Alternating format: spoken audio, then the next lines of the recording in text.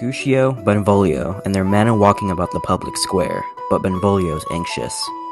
Let's retire, the day is hot, the Capulets are abroad, and if we meet we shall not escape abroad. Mercutio, however, does not seem to care. Not a minute later, they run into the Capulets. Follow me close. Tybalt whispers, proceeding toward the two. The small exchange was taken as an invitation for a fight by Mercutio, who turns to mock Tybalt in order to provoke him. Romeo walks over trying to stop the whole encounter, however, ends up becoming Tybalt's perfect distraction by blocking Mercutio's view. Tybalt takes this opportunity to kill him, stabbing Mercutio by going under Romeo's arm. A plague on both your houses. Why the devil came you between us? I was hurt under your arm. He wants both their houses to pay for his death. Romeo, in a fit of rage, goes for Tybalt, ultimately resulting in Tybalt's death. He bolts from the scene, terrified about what he has just done, leaving Benvolio to the story of the happenings there.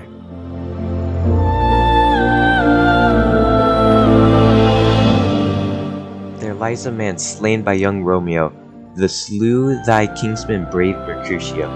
The prince ends up deciding on a reasonable punishment for Romeo. And for that offense, immediately, we do exile him hence.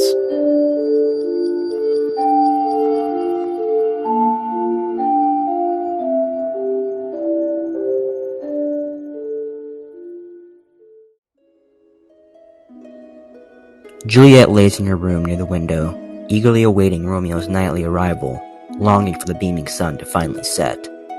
Spread thy close curtain, love-performing night, that runaway's eyes may wink, and Romeo, leap to these arms, untalked of and unseen. She speaks to herself a bit longer, continuing to rant about her struggle, until the nurse barrels into her room. Oh, well a day. He's dead, he's dead, he's dead. Oh, Romeo, Romeo, whoever would have thought it. Her sudden outbursts of the news cause Juliet to think she's speaking of her husband killing himself, but alas, she's speaking of Romeo killing Tybalt. Juliet, however, is not as distraught as the nurse is, and gets offended when she speaks wrong of Romeo. Shall I speak ill of him that is my husband, that banished, that one word banished, hath slain 10,000 Tybalts? Tybalt's death was woe enough if it had ended there? The nurse listens to her woes, and offers to retrieve Romeo in order to help comfort her, even though she is very upset about Tybalt.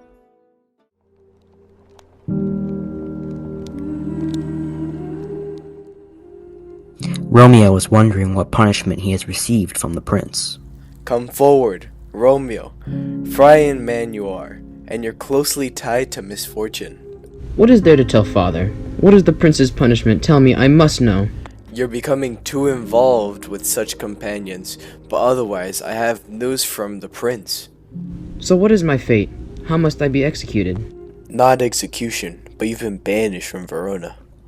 Romeo finds out that the prince exiled him from Verona instead of killing him. There's nothing but hell and torture outside the walls of Verona. I feel that being exiled from here is the same as my head being chopped off. But the prince, you see, is being so merciful, deciding to not kill you but to banish you from this place. But this is nothing but torture. Being sent out of Verona, this is where Juliet lives. Everything I need and want is all here. But I can't be here. And you still think this is exile is not the same as death? I feel it is so. To make you think this is better than death, just have the attitude of mind, which will come for you though you are still going to be exiled. Friar argues that being exiled is not the same as being executed, but it's better. However, Romeo feels they are both equal.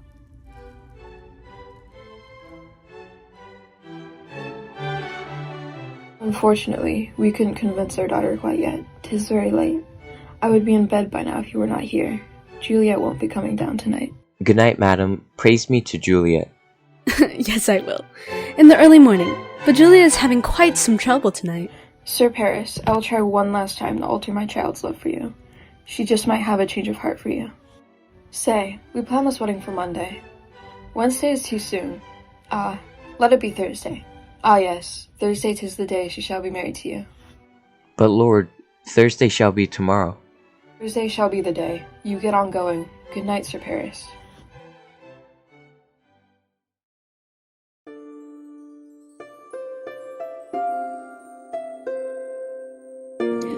Romeo and Juliet are spending their first night together as a married couple as the night ends and it comes to the day Romeo must leave before he is spotted. I must now go. I have seen the lark. No, Romeo, it was the nightingale. Please stay. Just then the nurse comes in, followed soon by Lady Capulet as Romeo quickly leaves. I know it has been hard for you with Tybalt's death and that villainous Romeo is still alive, but I have some good news that will cheer you up. This Thursday, you will be married to Paris. Married to Paris? No, that will not bring me joy. I would rather marry Romeo, who you know I hate so much. Tell father I will not marry Paris. You may tell him yourself. Juliet is outraged by this.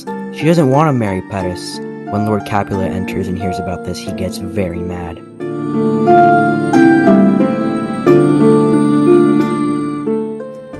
Why are you not proud? He's a fine man that will happily take you. Why be so angry at something so nice and in that manner? If you don't marry Paris, you shall not live under this roof. But as you are my daughter, I shall give you a friend, so you will not be hanged, starve, beg, or die in the streets.